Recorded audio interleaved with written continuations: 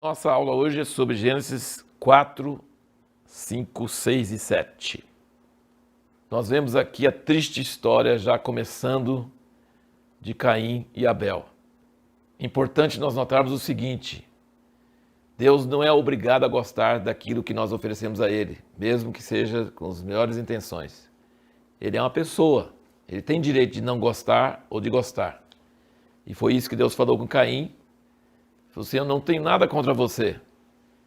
Se você agir bem, tranquilo, não prefiro Abel a você, tranquilo. Mas ele não atendeu a exortação de Deus para ele. Ele ficou com ciúme, com raiva. E nós precisamos entender que tem uma lição muito importante aqui. Deus gosta de cordeiro. Deus não gosta do fruto da terra amaldiçoada, que é produzido com o suor do nosso rosto. Ele, a princípio, não tinha nada contra Caim. Mas a atitude de Caim foi: Deus gostou de Abel e não gostou de mim, eu vou acabar com Abel. Eu tenho raiva dele, eu tenho ciúme dele. E Deus falou com ele e ele não aceitou. Deus não aceita as nossas obras feitas com o suor do nosso rosto. Ele aceita só o Cordeiro, que é Jesus, e este é desde o princípio. Veja bem, a terra já era amaldiçoada por causa de Adão. Adão não era amaldiçoado, mas a terra foi amaldiçoada por causa dele. E aqui, com a morte de Abel, Caim, Deus falou para Caim: a terra será amaldiçoada por sua causa. Depois nós vemos o pai de Noé dizendo que Noé ia ser chamado consolo, ia consolar a humanidade por causa da terra que Deus amaldiçoou. Então nós estamos começando a ver que há alguns temas que começam no início da Bíblia e vão seguindo até o fim. Um dos temas é bênção e o outro é maldição. Deus viu tudo que ele fez e abençoou, e falou: frutificai-vos, multiplicai-vos. E quando teve o pecado, ele amaldiçoou a serpente e amaldiçoou a terra. E amaldiçoou a terra com Caim, ele falou: a terra não vai produzir sua força, quer dizer, seria mais difícil ainda para produzir fruto, para produzir sustento. Agora, no meio de todo esse quadro triste, desse quadro do pecado, o primeiro homicídio, todas essas coisas, nós vemos coisas preciosas no meio de tudo isso. Enoque andou com Deus e Deus o levou para si. E nós vemos Noé andou com Deus e ele salvou toda a sua família e o futuro da humanidade.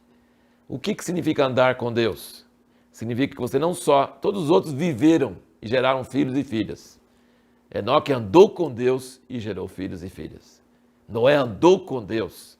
Andar com Deus não é só existir, viver. Andar com Deus é conhecer Deus, é se alinhar com Deus, é fazer o que Deus gosta, é andar em comunhão com Deus. Enoque andou com Deus, Deus o levou. Noé andou com Deus e tudo que Deus falava com ele, ele obedecia, ele acreditava, ele confiava, com grande custo pessoal. E ele conseguiu salvar toda a sua família. A Bíblia não nos fala nada sobre... Nós não temos nem o nome da esposa de Noé e nem o nome das esposas dos filhos dele. Mas a esposa de Noé, os 3 filhos e as 3 esposas deles foram salvos pela fé e confiança de um homem que andou com Deus. Ele salvou toda a sua casa, no meio de uma geração corrupta, terrivelmente corrupta. Uma coisa interessante também de observar é que essa passagem em Gênesis 6 e 7, o dilúvio todo, fala sobre o espírito, o fôlego de vida. Então parece que o fôlego de vida que vem de Deus, então nenhum dos animais pecaram, o homem que pecou. Mas pelo pecado do homem, tudo que tinha o fôlego de vida pereceu. Os peixes continuaram vivendo normal, porque era água, mas tudo que tinha fôlego de vida pereceu, morreu. Então existe essa luta entre aquilo que é divino, o Espírito de Deus, e a terra e a carne, e o homem responsável pela criação. Ele trouxe maldição para a terra, mas no fim o homem vai trazer bênção para a terra. O homem fez todos os seres viventes morrerem, mas depois, com a sua salvação, ele vai trazer uma nova criação. E vai ser maravilhoso, diz em Romanos 8, de 18 a 23, que a criação aguarda com ardente expectativa essa salvação, que o homem que trouxe a maldição para a criação, ele vai trazer bênção para a criação. Então isso é muito precioso. No meio de todos esses problemas, nós vemos essa solução de Deus, essa bênção de Deus sobre a terra. Terminando só mais um assuntozinho, todo mundo fica doido para saber o que significa os filhos de Deus coabitaram com as filhas dos homens.